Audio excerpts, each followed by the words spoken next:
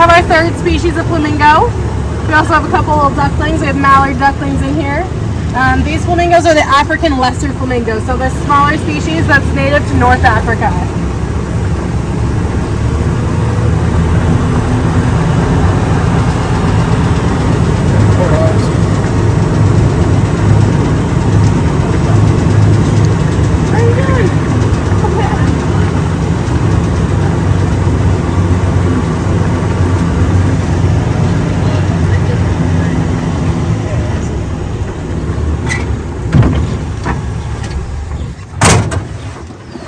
Okay, and that was the tour. How'd you like it?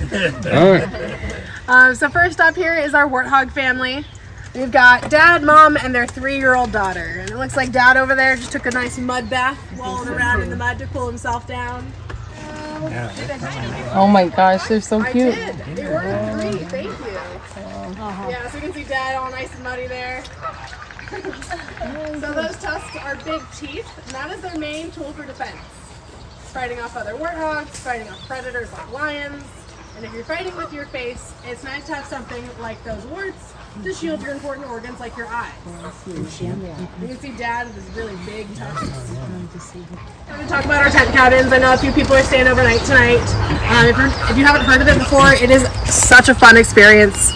The tent cabins are kind of like hotel rooms with canvas walls. They're actually imported from Botswana, and you can walk around at night and check out the nocturnal animals. Really fun time.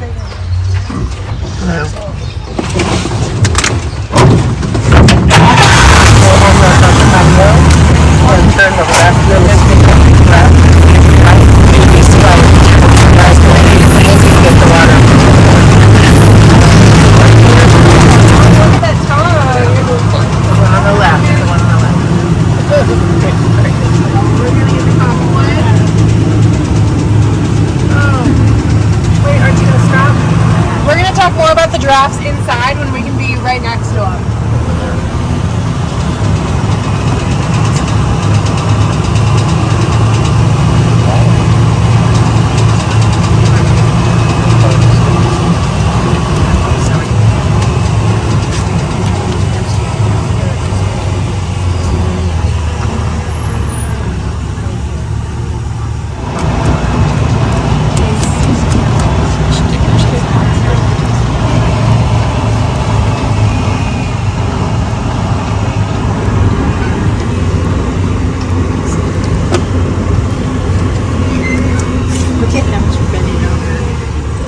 I'm doing the splits.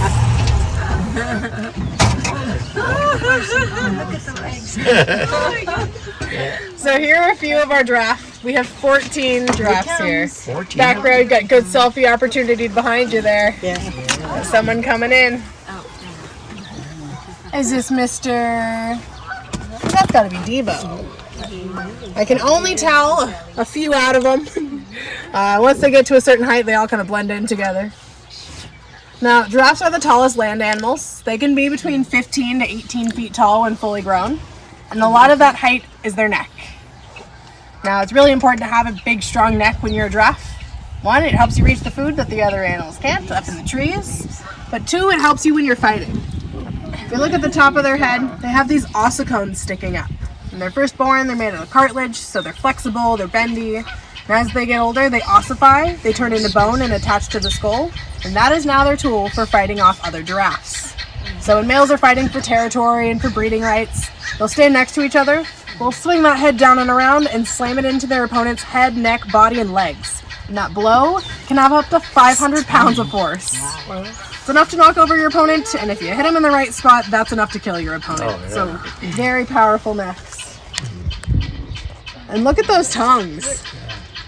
Oh, here's Miss Kalula the drooler. Yeah, don't come babies. So their tongues are really cool. They're really interesting. They can be up to 18 inches long. Wow. Typically, for every foot a giraffe is tall, their tongue is an inch long. Did you see the tongue? No, it's not. So what is it? Do you put salt or anything like a salt lick out there? Or are they just doing that? So the reason they're doing this is actually it helps their digestion process.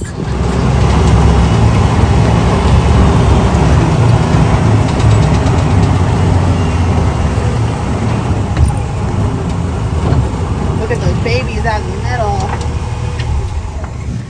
So These are roan antelope, R-O-A-N. These are animals from southern and eastern Africa. And you'll notice everybody has horns. Even the little babies coming up behind the boma there. And their main use for their horns is for defense. Well, they live in an environment right next to their predators like lions and leopards. Where are the babies? They just went behind the barn. We're going to go up there and around, so we'll get another chance to see them. Did you see that one? So the way that lions hunt is they jump on the back and they bite the back of the neck. So if you have handy horns that start to curve backwards, all you have to do to get that lion off your back is throw your head back. And it works pretty well.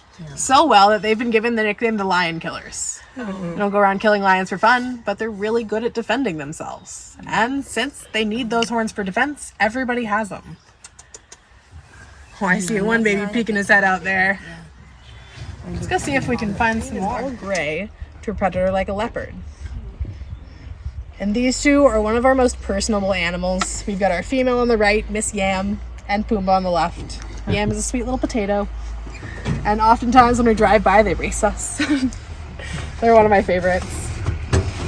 Thank you.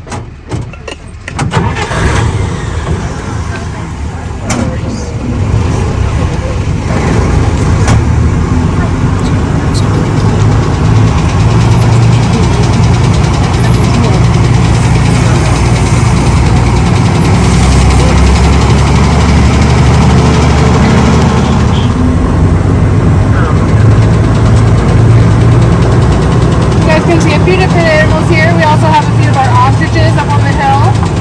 Here's this man look down below.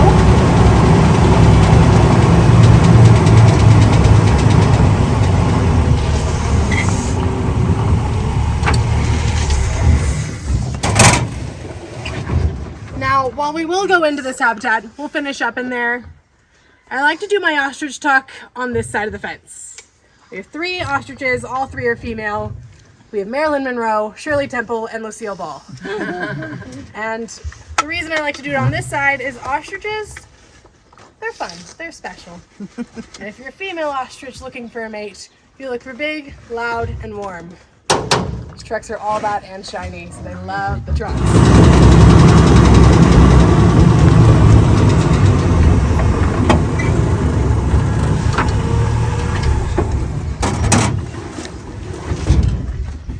This here is Angava. He's our adult male southern white rhino. He's one of 3, and he is the proud new dad to our baby next door. He's a big handsome man. He's about 5,000 pounds. He's 26 years old. He's 26. 26. They'll live into their 30s to 40s under human care. So he's 26. Isha, mom, is 18, and baby is about a month and a half now. So let's go see if she's up. Oh wait, take a look over at the Oudad. Those brown animals, those are Oudad or Barbary sheep. Yeah. They're mountain climbers from the mountainous regions of Morocco. They're all about to head uphill, and oftentimes they spend most of their time on the cliffside on the back of that hill. So, good view of them here, and you can see those big beards and leg fringe on the males. Oh yeah, I can see the fringe at first. How cute. That hair hanging off. Yeah.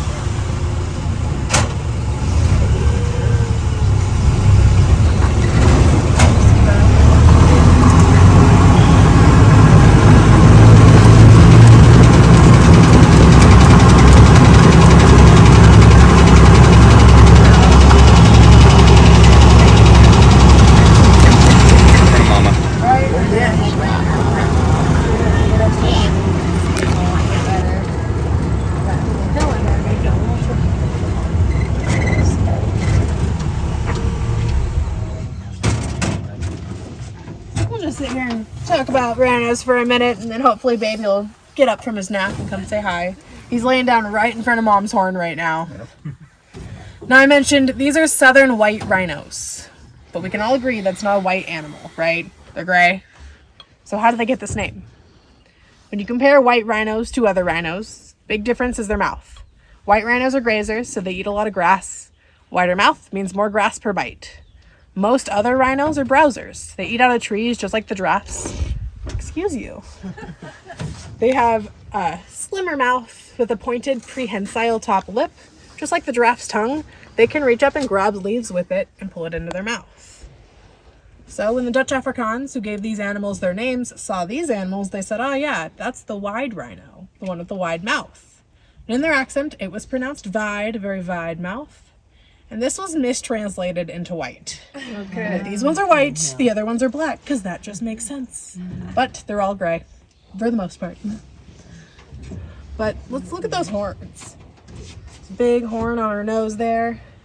Rhino horns are not like the antelope horns. Antelope have bone and blood flow with a keratin sheath. Rhino horns are solid keratin, and they can file and shape that just like we do our fingernails.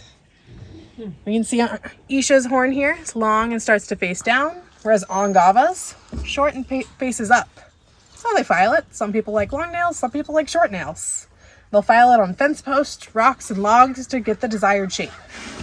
If they were to not file it at all, it grows 7 inches a year and grow into a big mound on their face.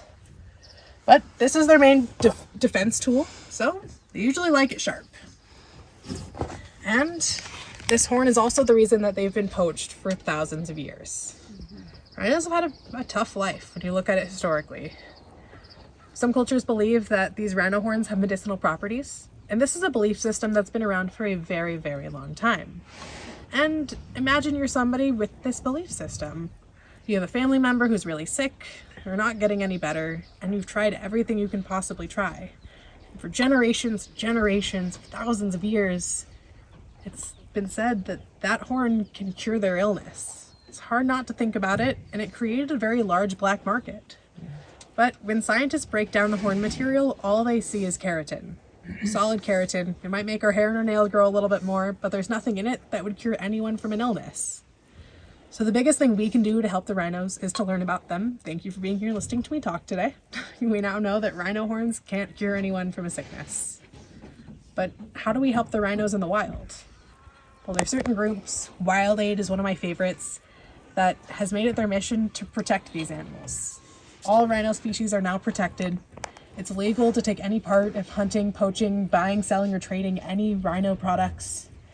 And oftentimes it comes to the point where these animals have their horns filed off in the wild to stop people from poaching them. But this is a skull from a bongo antelope.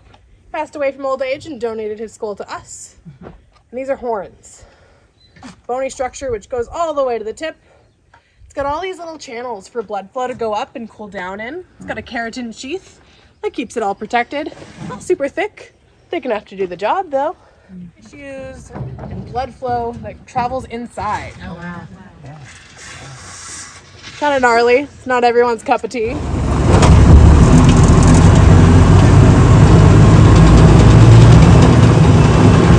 see some stripes.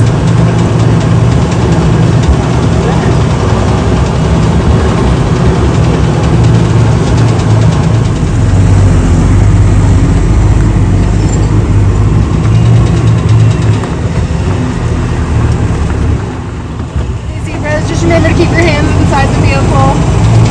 Excuse me, girlies. Can I sneak past you? Hello. Hi. Thank you.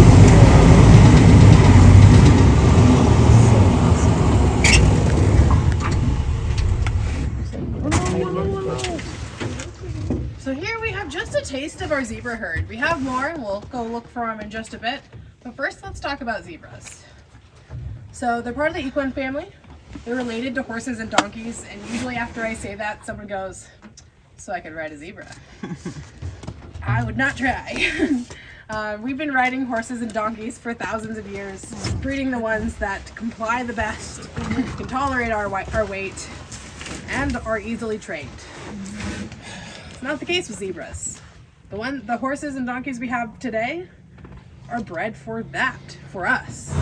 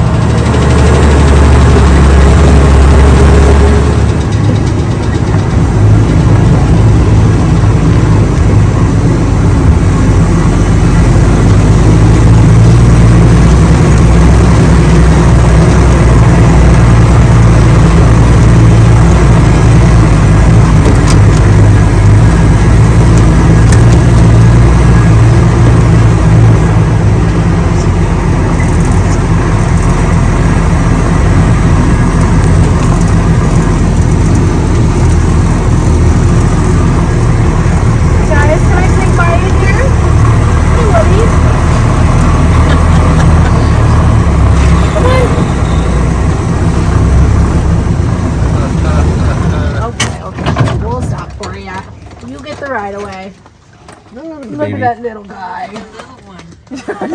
Trying. So I mentioned we have a few alphas up here on the right hand side. We've got Woody. On the backhand side we have Mr. Oak. There's also Ivy who's a lead, and I can only tell her if she's laying next to the others because she's got the longest ear tufts.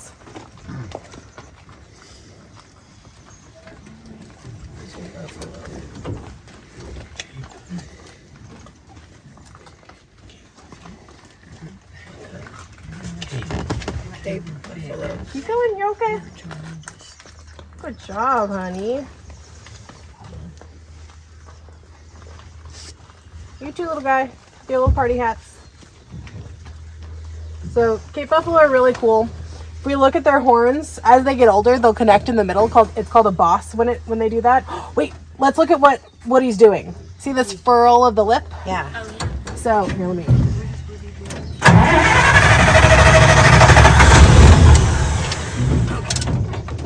So this is called the Fleming's response. Most animals have an organ in their face between the roof of their mouth and inside of their nose, which allows them to learn a lot through their sense of smell. Think about when dogs sniff each other's butts, they get all the information. He just took a big old smell and maybe even a taste of that female's pee. This allows him to test her levels of hormones and see if she's old enough and ready to breed. Oh, there's Mr. Oak. Wow.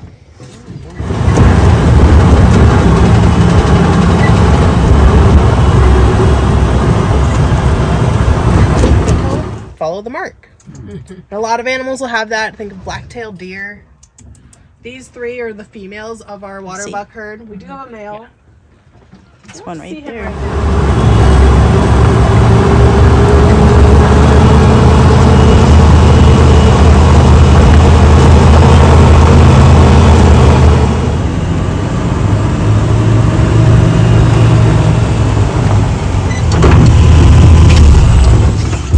This is my favorite antelope we have. This is Bingo the Bongo.